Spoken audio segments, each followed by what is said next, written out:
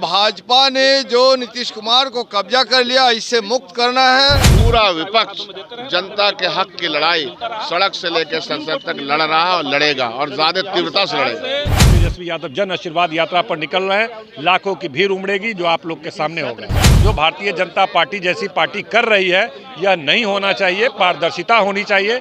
हम supreme court के इस निर्णय का सम्मान करते हैं और मांग करते हैं कि जो निर्देश है उसका पालन किया जाए। नमस्कार, आप देख रहे हैं देशवा न्यूज। मैं हूं प्राची सिंह आपके साथ। बजट सत्र का आज चौथा दिन है। ऐसे में विपक्ष दल के नेता बिहार सरकार को घेरने में लगे हैं। वहीं कहते हैं कि नीतीश कुमार को हाईजैक कर लिया गया है। सच में नीतीश कुमार को हाईजैक कर लिया गया है? क्या कुछ कह रहे विपक्ष दल के नेता, पहले उनकी बातों को सुनिए। लेकर के पहले भी बात कही गई थी कि ये चोर दरवाजा से पार्टियों में पैसा भरने का एक तरीका होगा, और अब जब सुप्रीम कोर्ट ने अपनी बात कही, एक तरह से इन पर स्ट्रिक्चर लागू किया है, और उसमें जो चोरी हुई है उसका एकदम ओपन होना चाहिए। पूरा असंवैधानिक काम किया, और कहा गया था, वार्न किया गया था, लेकिन असंवैधानिक काम करते रहे ये लोग। ये सारा मामला सामने है। 100% हर जगह क्यों नहीं रहेगा। आज भी हम लोग 11:30 बजे धरना प्रदर्शन कर रहे हैं इसी को लेकर के। वो तो रहेगा। पूरा विपक्ष जनता के हक की लड़ाई सड़क से लेकर संसद तक लड़ रहा है और लड़ेगा, और ज्यादा तीव्रता से लड़ेगा। जाहिर सी बात है, क्यों नहीं भागीदारी होगी, एकदम होगी।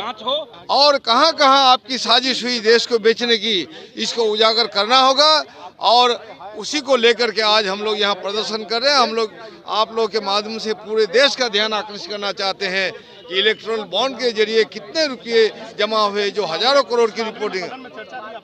बिल्कुल सदन में हम चर्चा चाहते हैं।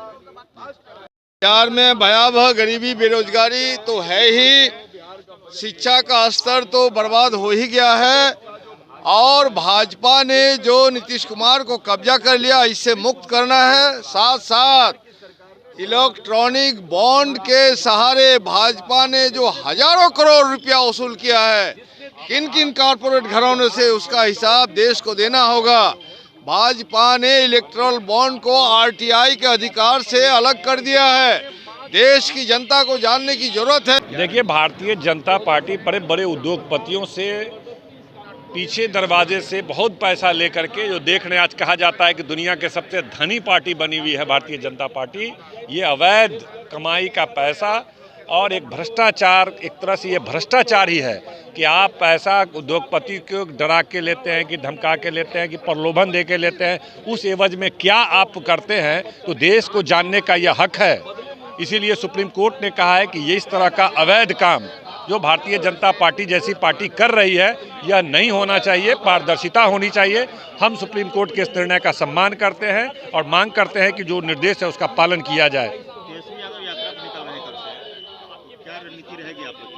तेजस्वी यादव की बहुत लोकप्रियता बढ़ी है, राष्ट्रीय स्तर पर बढ़ी है, और आने वाले लोकसभा को मद्देनजर रखते हुए जिस तरह बिहार में केंद्र की मोदी सरकार उनकी लोकप्रियता से घबरा गई, 4-5 अलायंस होने के बावजूद हमारे महागठबंधन को तोड़ने की स्थिति उनको पैदा हो गई, और उनको वहां तक आना पड़ा, और इसीलिए हमारी जिम्मेदारी बढ़ गई है। अब हमको उन ताकतों से लड़ना है। तेजस्वी यादव पर यह बड़ी जिम्मेदारी है, पूरा देश देख रहा है। इसलिए तेजस्वी यादव जन आशीर्वाद यात्रा पर निकल रहे हैं।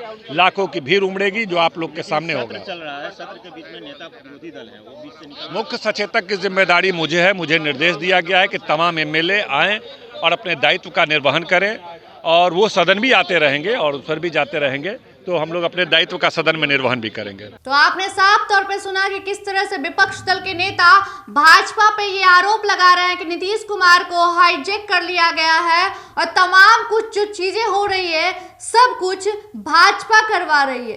क्या सच में नीतीश कुमार को हाईजैक कर लिया गया है? तो ऐसे ही तमाम खबरों के लिए देखते रहे देशवा न्यूज। धन्यवाद।